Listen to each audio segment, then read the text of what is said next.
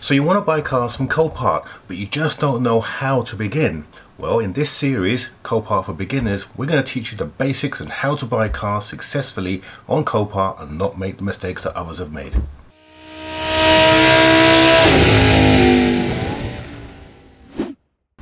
Buying cars from Copart can be a daunting experience unless you have the experience and the know-how in how to best use the site. So if you follow this guide, it's going to give you the basics, what you need to be able to make a purchase that you're happy with and that's going to fulfill your goals. So basically, there are two types of people who buy cars from Copart. Those who are in a trade, who are looking to turn around as many cars as possible, so they buy cheap and sell high. And those like you and I who perhaps have a hobby or want to get a car for the best value for your money. So let's take a look at the latter. If you're buying a car and you just want to get more for your money, i.e. you've got a fixed budget but it's not going to achieve the car that you want, Copart is a good place to look. Or if you're looking to make this a business, again, Copart is a fantastic place to look, and we're going to deal with those two aspects, and we're going to give you some tips that's going to help you to be able to get the best value for your money. So if you're a newbie or if you're a beginner, what's the best type of car that you should look for? Well, if you have a mechanical background, if you're used to doing your own home maintenance and you're quite competent, then crash damage cars are a good opportunity. It gives you a real sense of pleasure in being able to fix something that's broken and put it back onto the road. However, if you don't have that skill and that understanding, then a different tack will probably be more beneficial for you and will give you the returns that you want. Now, for those of you who are mechanically minded, we're going to deal with how you best buy a car from Copart in another episode. But for those of you who are not so mechanically minded but really want to buy cars from Copart, we're going to show you the best category that you can use. So let's take a look at the screen. Okay, so here we are on the front page of the website. You're probably very familiar with this because you've looked at Copart before you've come onto this video, no doubt. Once you log in, you then go to find vehicles, vehicle finder, and then you are then introduced into a list of vehicles that are available for you to take a look at. The categories that we're going to be looking at today, there are two. So you've got your repossessions and fleet lease. So if you are new to Copart and you don't want the hassle of repairing cars because you don't have the experience, these are the two categories to look at. Now, I tend to shy away from fleet and lease cars, and the other reason being is that this is the category that the trade are mostly interested in. They are newer cars as well, so they are being owned by lease companies who then lease them out to companies, so they tend to be quite high mileage. But if you're looking for that type of vehicle, take a look at that category and then you'll see the listings on there. The vehicles that I tend to like looking at here and I recommend for someone who is new to Copart is the repossessions. So we're going to take a look at the category here of repossessions. So repossession cars or repossessed cars are cars that the owner has sadly not been able to keep up the payments, and as a result the finance company has taken the car back.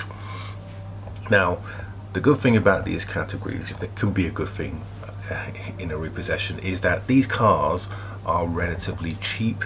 They are relatively new but not too new, and that's a good thing because when a car is not too new, it means that parts, and there are numerous parts available if you need to get them, and they are a reasonable price from the second-hand market. So sites like eBay are a great place and a great source of parts if you need them. So looking at the category here, you see that there are 95 vehicles in here, and it's a good thing. I mean, the way I normally organize this section is I normally organize them by the year. So basically the newest at the top, and then I can gradually go down and see what cars are available. Okay, so another reason why you would buy a repossessed car is because there is little risk. The car will normally have been running fine with no issues, just the person hasn't kept up with their repayments. Also the fact that the car has no title, which is an absolutely perfect scenario for you, which means that when you come to sell it, you don't have to declare the car as having a salvage title, and it certainly won't appear in the logbook or V5. So those are bonuses. So how do you go about picking the right car? Well, if you know a thing or two about cars that are popular, then you can go right on into the site, as you're seeing here, and pick one of these cars here. But if you want to see what the sort of top selling cars are in the UK, then just Google it. So if you look on the screen now and we go to Google, the top 10 cars in the UK, we have, these are second-hand cars as well, a Lexus, a Jaguar, Kia Ceed, Ford Focus, Seat Leon hatchback, that's what I've got, Honda CR-V, a Dacia Duster, a Dacia, really? And a Nissan Leaf. And of course, you can go to a multitude of sites and you'll see different top 10 cars. But what you will see is a familiar theme coming on. So you'll see your Fiestas and your Focuses and your Vauxhall Astras and various. So you then get an idea of what people are actually buying. Okay, so once we understand what that is, if you look down the site here, we're going to pick a car and we're going to run through the whole process without actually buying the car. But I'm even going to show you a live auction in this video and you'll see exactly what the car sold for. So I know that a popular car in the UK is the Vauxhall Astra. So here on our site we have a Vauxhall Astra. So this is a diesel Vauxhall Astra. It's done around 50,000 miles. It's a 14 plate, it's a run and drive, it has some minor dents and scratches on the car. So we need to take a look and see what they are. So let's take a look at some of these pictures. Okay, so once you start looking at the pictures, what you're looking for any obvious signs of damage, any discoloration. So we're looking for the panels to see if the colors are the same, because that's a sign that the car's possibly been damaged. So here we've got this yellow mark here. I don't think that's anything to worry about. I think that's just the reflection of the guy who took the pictures. Often you'll see that in a lot of the pictures. So from this picture, everything looks okay. On this side, again, it looks pretty straight, and again you see that yellow line there, which tells us that yes, it's definitely the guy who's taken his picture. That's obvious, and that's what that is. So looking at a close-up, and they do HD pictures as well, so if I click on HD, then you get a much clearer picture of the vehicle. So that's a very good option to have. Not all cars have HD available pictures, but if they do, I'd advise you to take a good look at those pictures. So we're looking at the lines, that's what we particularly want to see. Make sure the lines are straight here, everything's looking okay from this side. Any obvious signs of damage, which you will pick up on this side, again it looks okay. It does look slightly discolored, but that could just be the fact that it's a plastic bonnet against a metal. Often you can get that and the pictures will show that, but the realities are that when you see the car in the flesh, that's not so apparent. So we're looking at the lines here. Here's a picture of the interior, and the first thing we notice is that the seats are fairly dirty. So there are some shadows on there, but it's cloth seats, so you can bet your bottom dollar that they'll probably need it cleaned on the cushions, on the lower cushions here. And the floor's dirty in the car, but that's to be expected. The back seat, are there any kids? The one thing that you want to look for, telltale signs of children using the car, are marks on the seats. So if there's like grooves, etc., that's going to be a car seat that's been in place here. So the back seat in the car is relatively dirty, but I think that's just that it's not been hoovered. You can see it's an Ecotec engine, which is good. Engine bay looks fairly clean and well looked after. There's no obvious lights. And now here's something that you need to always check with the cars. When Copart take pictures, they'll take a picture of the car running. So here we can see the car is running, which is good. which tells us that it definitely runs and starts and there's no issues. This becomes more important when it comes to buying damaged cars. Always check to see that the car is actually running. And that's it really. That's all the photos that we have. Actually no, there's a few more. There are a few more. Let's take a look at that. There is your VIN number. Again, this is important, making sure that the this is a pump and the bits and pieces, but more importantly you want to see if you can see the key, and that the wheel locking nut key. That's very important, because if you can't, if that's not with the car, it's going to be a problem.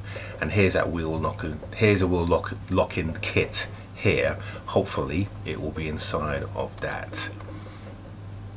The gear gator is in good play, good position, good condition. There's no obvious signs of damage there, just needs a clean. It's a 6-speed box, that's what the picture here is showing. But going back there as well, you can see the seat. You can definitely see that the seat needs to be cleaned. Again, that might just be a reflection from the window, but it does look dirty, so we know that we need to prepare the car for cleaning. That's a picture of underneath. I don't know why they do these undershot pictures, because it doesn't really show you much, but anyway, they do. And there's a picture of the driver's seat. They always do that because you can see if the bolster is damaged by heavy use, and in this occasion the seat is dirty, but the bolster is in good condition for a 4 to 5 year old car.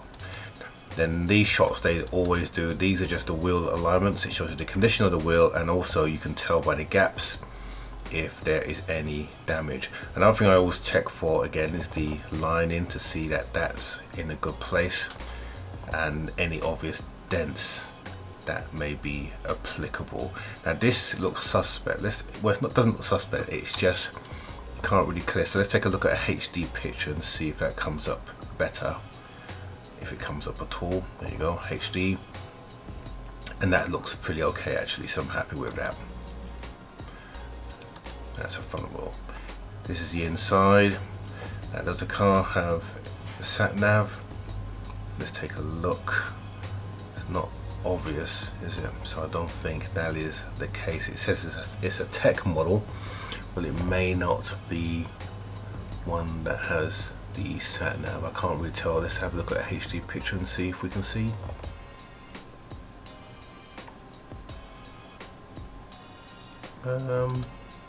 Yes, it does. It does have sat nav, so that's a bonus. Excellent. Good. Okay, and that's all the pictures. Now, if you look on the information here, this is telling us some additional information. So we know that if we click on this, it tells us that there are 2 keys with the vehicle, 17-inch wheels. The V5 is on file, which is good. 0 former keepers. That's interesting. Must have at least 1 former keeper. And this one here, the car is on a finance stocking plan, and what that means is that there's outstanding finance on the car. But when you buy the car, that will be cleared. So you can see it here that this will be cleared by the seller within 48 hours of receiving the funds. Now, a tip that I would always offer on these types of cars: if you get 2 keys, you can often look in the system settings and see how many keys are actually allocated to the car. This is very important. In this case, you're getting 2 keys. If there was a 3rd key, what I would suggest you do is go to the dealer, and you can pay a nominal fee, £60–90 depending on the car, and get those keys formatted, or get the right amount of keys added to the car. That way, is if someone has a key and they see the car, in the chances that that could happen, they can't get into the car. So that's very important. Right, so that's the pictures, and as you can see, they're very good pictures. They're in HD, but the pictures are no substitute from actually seeing the car in the flesh. So I strongly urge you, if you can, go and see the car in the flesh. Of course, if it's up the other end of the country, that may not be possible, and if you then decide to go on the pictures, it is at your own risk. When I bought my Seat Leon, the pictures look really good, but what the pictures didn't show was that the car had been keyed in every single panel except for the back. So the pictures didn't show that. That was my risk, and I'm now having to have most of the car resprayed as a result of that. So just something for you to bear in mind when you are buying cars. It's always best to see if you can. Okay, right, so next let's go back to our screen. You now need to figure out what price am I going to sell the car at. So if you notice here, the price that is highlighted is £7,150, which is the estimated value of the car, which sounds really great. Okay, but two things: this is a Copart estimated price, and also this is the retail value. If you go on that figure, you're probably going to find that you're going to be out of pocket. So what you need to do is do some market research. What is this car really worth? And the best way to find that out is to use something like AutoTask or eBay. So how do we find out what the market value of the vehicle is if we can't rely on the Copart price? Well, there are various means. So Parker's Guide, you can go on the Parker's website. I think you pay a little fee, and then it will tell you what the average price is. But there's no better way to do this than to go on AutoTask or eBay. So what information do you need to pump into eBay, which is what we're going to use to get the prices? So the first thing that you need, if you look at the screen here, you need to know the mileage. So in this case, this car's done 50,000 miles. We know it's a 2014 Vauxhall Astra, and we also know that it is a Vauxhall Astra Tech model. Okay, so if we go to our eBay site, I put the Vauxhall Astra Tech already in there. You can see that here. And then also on the side here, eBay has some filters that you could use. So I've put all the models for 2014, and I've put all the 50,000 to 74,000 mile cars in here as well. I've also done a diesel model, and what it's found is it's found 8 vehicles that meet that specification. And then what you're looking for is the range of prices. Now, bearing in mind that some of these cars are dealer cars, so they're going to be higher than usual. But if you look at the 8 cars, we've got 4,995.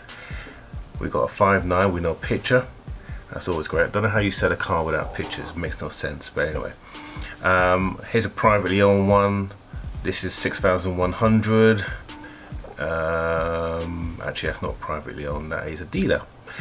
We've got one here for 6.2, we've got a 6.9, we've got a 6.2, we've even got a £500 one. That is cheap. And then we've got a 6.4. Right, so these are our 8 cars. Interestingly, this is at a dealer, and this car is at 4,995, which may be a little suspicious. Why is that car so cheap? And then you look at the photos of the car. Actually, the photos of this car are really nice. So why is this car a 64 plate as well? So it's a latter 2014. Why is this car so cheap? Well, let me tell you. The reason why this car is so cheap is because it is, let me find it. Basically, it's a Cat D. Here we are, Cat D, and that's the reason why this car is so cheap. So, looking at that cheapest price, and then looking at the most expensive price, find your medium price in between, and that is going to be the value that you're going to put your car up for. Okay, so let's talk about fees. Whenever you buy a car from Copart, there is a number of fees that you have to pay, and that ties up nicely with the profit you want to make on the car. Like I said, there's 2 reasons why you're buying a car. You're buying a car either to sell on again, so you need to work out what your profit is, and the other reason why you're buying a car is to keep. So again, you need to work out your how much you want to save in terms of buying the car. So looking at the screen now, you can see some of the fees that you have to pay in a Copart auction. So most cars that I'm imagining you're going to be wanting to spend around sort of a £3,000 bracket. If that's your bracket, then if you look down here, you will see that between the prices of 2006 and 3,219, Copart will charge you £247. If the car goes above that, so it goes to 3,020 up to 759, it's £308. Now, there are two other fees that you need to take into consideration, albeit small. The first one is a virtual fee. So when you use the virtual bid system, that's a system that we're using to bid on cars, Copart will charge you £7.50 for that. They call that an internet convenience fee. Then if you win the car, you have to get the car collected. So if you want to get the car collected from Copart, well, you will have to get the car collected. The vehicle that they use to load the car onto the trailer will cost you £15. Now, here's a tip. If you are bidding on a car in an auction, call the yard up or email the yard in advance, and they will tell you how much it will cost to have the car delivered to your address. Always do that in advance so you know, because you need to add this fee also to your vehicle cost. So let's do the maths now. Let's say that this Astra that we were looking at, I'm going to put some figures up on the screen here, right? So let's say that the Astra that we were looking at has a resale value of around £5,500. That's the price that we're going to pitch at. Actually, no, that's the price that we would let it go for. Let's say we aim at £5,700, okay?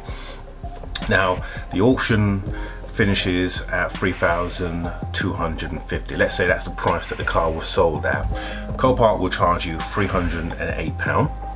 They will then charge you £7.50 for the virtual bid fee, £15 on top of that for the load fee, and then for this car that we were looking at, our Astra, I rang ahead and the fee for delivery to my postcode here down in Poole was £156. So that's a total price of £3,736. So if we were selling the car, let's say the car sold for £5,500, that would mean that our profit, potential profit, will be £1,736. Good margin, very good margin if you can sell it for that. So what did the car actually sell for? Well, let's go and watch the auction now. Sold.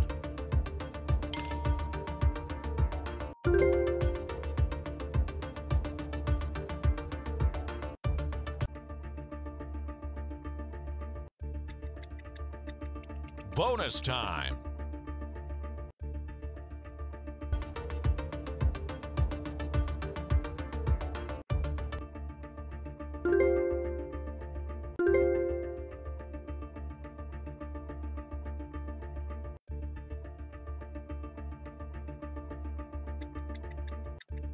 Bonus time.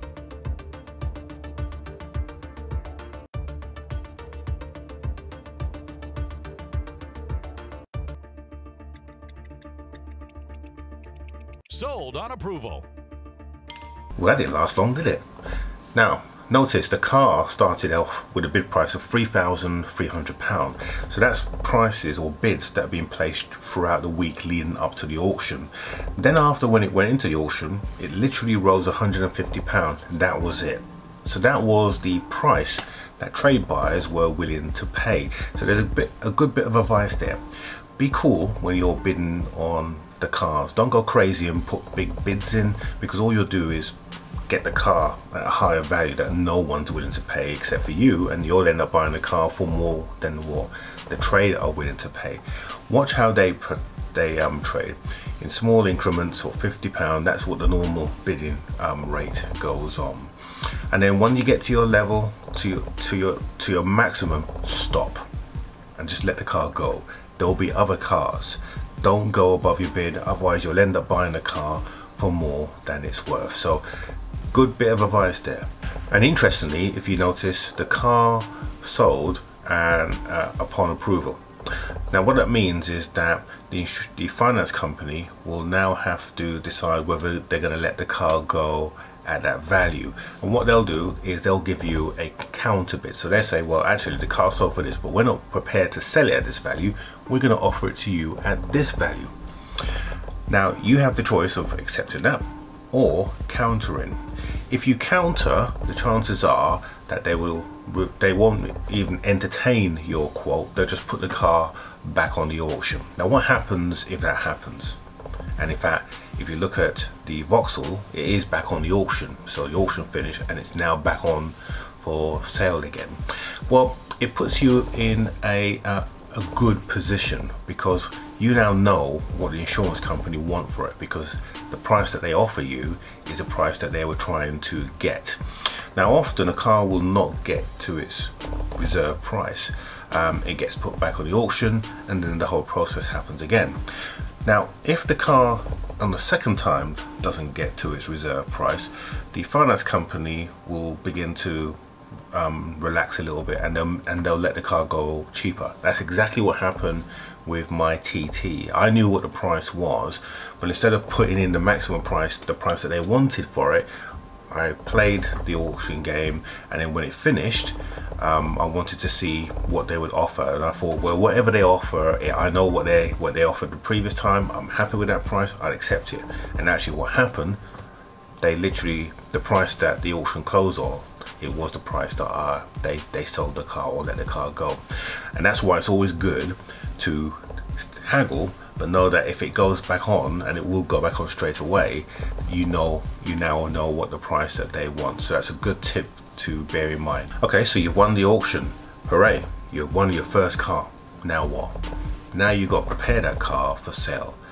And that is the subject of our next video, part 2 of this series of Copart for beginners. So if you like what you've seen today, don't forget to subscribe, because that helps me and it helps me understand what you want next in the series. So depending on what happens next week, we'll be back on the car. If not, then we will continue this series. And in fact, with this series, what I'm going to do, this is a high level. I'm going to provide a much more detailed version on this as an ebook that you'll be able to get later on this year, and it will be a step-by-step guide on how to buy and sell cars in Copart. So that's it for this week. Hope you enjoyed this video. Give us a thumbs up if you do, and subscribe if you're new to this channel and this is what you're seeing this for the first time. I look forward to seeing you every Monday. That's when we post a video. Have a good week.